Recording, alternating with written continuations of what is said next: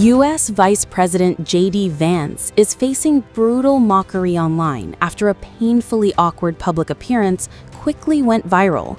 The VP walked directly into one of the coldest receptions imaginable, complete silence.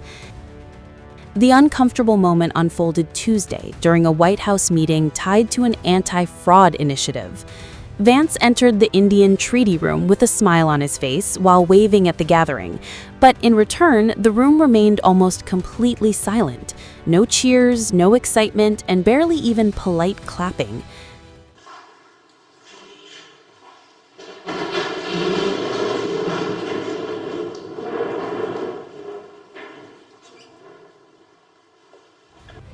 Vance walked into the room filled with state attorneys general and other officials before pausing awkwardly as almost nobody reacted to his arrival.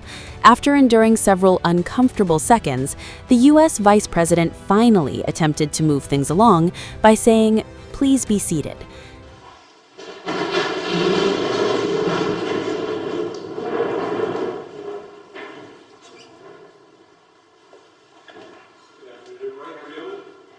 Good. Thank you all for being here. Please take a seat. Please take a seat. Please take a seat. As seen in this video, Vance then proceeded to take his seat as his eyebrows tensed up and the VP pressed his lips while flicking through pages in the folder placed in front of him.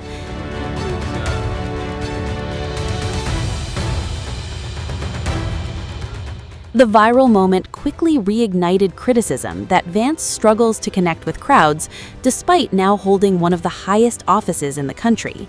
And for many critics, the White House silence wasn't an isolated incident, because just weeks earlier, Vance faced another awkward applause moment during a speech on Capitol Hill at the National Peace Officers Memorial event. Speaking in front of law enforcement supporters near the Capitol building, the vice president delivered remarks focused on crime, policing, and public safety. During the speech, Vance declared that there would always be people willing to commit violent acts. He then vowed that under President Donald Trump's administration, violent offenders would no longer be given what he called free rein.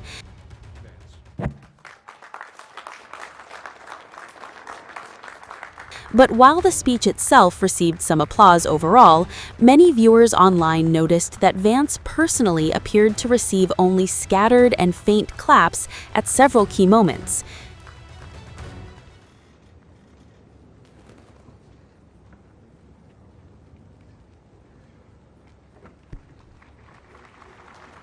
Honor guard. Attend. Center. Peace. Partisan. Furrows.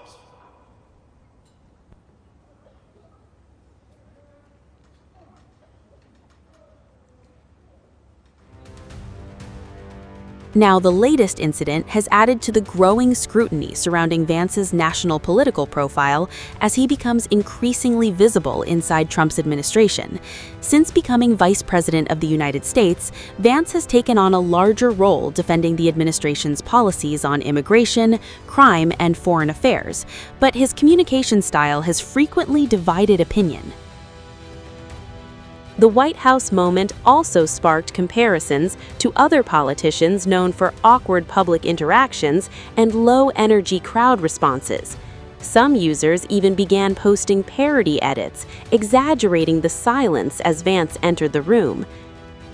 Despite the mockery, the vice president has shown little indication he plans to change his public style. And with the Trump administration entering another heated political cycle, moments like this are likely to face even more intense scrutiny moving forward.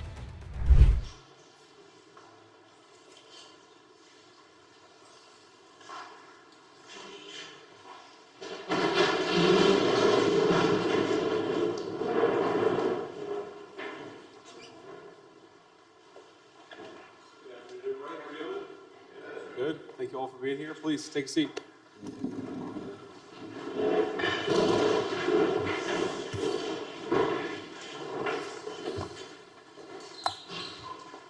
Okay, so what we're going to do is make some introductory remarks from me, from Andrew Ferguson, and from Stephen Miller. and then we'll kick out the press and have the real conversation. But first, let me say thanks to all of you for being here.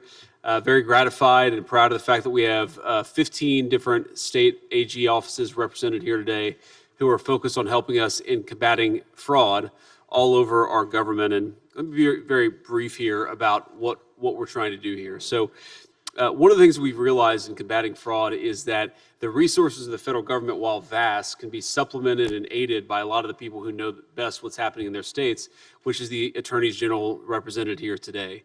And they have a lot of legal resources, they have a lot of prosecutorial resources, and of course, they have the desire to prevent fraud as much as we do. And so I appreciate these leaders for being here, because we're going to work together, state and federal government, to try to combat fraud. I'm particularly gratified here that this is not a partisan effort. I believe we have a couple of representatives from the attorney generals in Connecticut and Oregon. And as I've said repeatedly, this should not be a partisan effort. Everybody should care about fraud. Everybody should care about rooting out fraud. Everybody should care about saving the American taxpayers' money.